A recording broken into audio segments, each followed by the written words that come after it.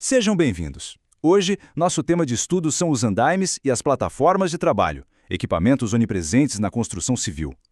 Contudo, eles também estão no centro de muitos acidentes, alguns deles bastante graves. Por isso, vamos nos aprofundar na norma regulamentadora 18 para compreender as regras que, quando devidamente seguidas, são essenciais para salvar vidas. A construção civil é, sem dúvida, um dos pilares da nossa economia. No entanto, essa força motriz tem um lado um tanto sombrio. O setor figura entre os que mais registram acidentes de trabalho. E é justamente esse paradoxo que a legislação, especificamente a NR18, procura endereçar e resolver. Bom, a nossa análise de hoje seguirá uma estrutura bem definida. Primeiro, vamos abordar a realidade da construção civil. Em seguida, entender o que é a norma regulamentadora 18. Depois, vamos focar especificamente em andaimes e plataformas. A partir daí, detalharemos os requisitos essenciais de segurança, veremos os diferentes tipos e suas especificidades e, por fim, concluiremos discutindo um tema crucial, a responsabilidade, que, no fim das contas, é o que salva vidas. Pois bem, vamos iniciar pelo primeiro ponto, a compreensão do cenário de risco na construção civil. É fundamental analisar os dados, pois são eles que nos mostram, de forma inequívoca, por que uma norma como esta é tão necessária. Este gráfico ilustra o contraste de forma muito clara. Vemos aqui uma contribuição econômica bastante elevada. Mas, em contrapartida, o índice de acidentes de trabalho também é alarmante. É precisamente para reduzir essa segunda barra, para diminuir os acidentes, que existe uma regulamentação tão rigorosa quanto a NR18. Avançando então para o nosso segundo tópico, vamos conhecer a norma regulamentadora 18. É importante entendê-la como o principal arcabouço legal e técnico para enfrentar os desafios de segurança nesse setor.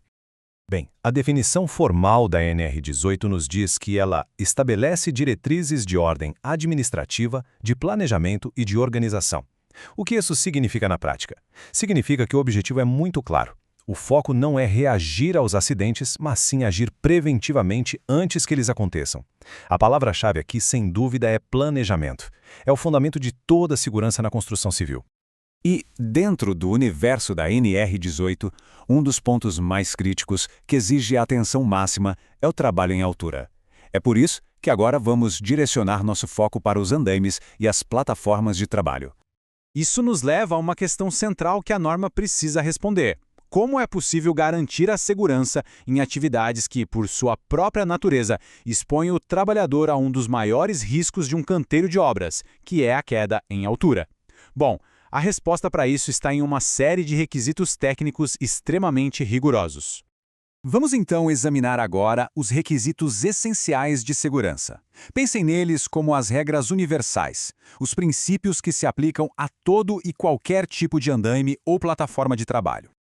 A norma estabelece pontos que são, de fato, inegociáveis.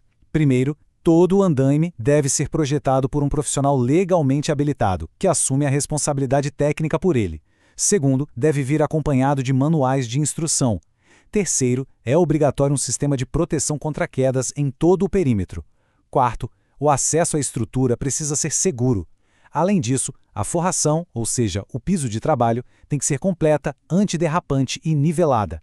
E, talvez o mais importante de tudo, a utilização só pode começar após uma liberação formal de uso documentada. E este item da norma reforça um princípio fundamental, a responsabilidade técnica.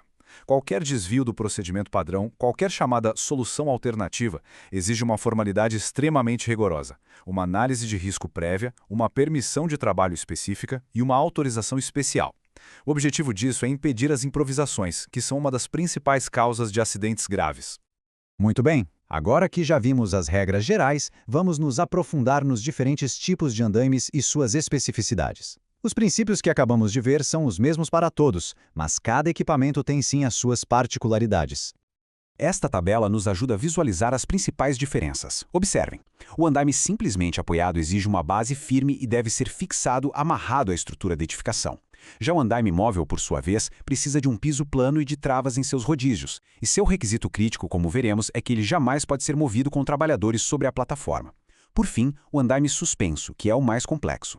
Seu sistema de apoio deve suportar 3 vezes a carga máxima de trabalho, uma margem de segurança crucial. E, fundamentalmente, cada trabalhador deve usar um sistema de proteção contra quedas, independente da estrutura do andaime.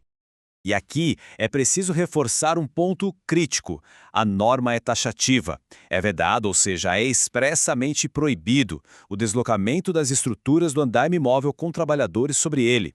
Essa regra é fundamental para prevenir a perda de estabilidade e o tombamento da estrutura, um tipo de acidente com potencial absolutamente catastrófico.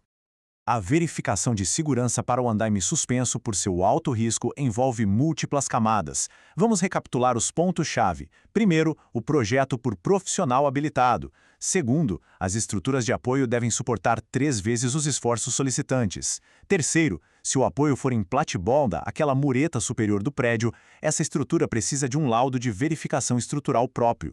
Quarto, a utilização de cabos de aço é mandatório. E, por fim, o mais importante, o Sistema de Proteção Individual contra Quedas, o SPIC, deve ser totalmente independente da estrutura do andaime.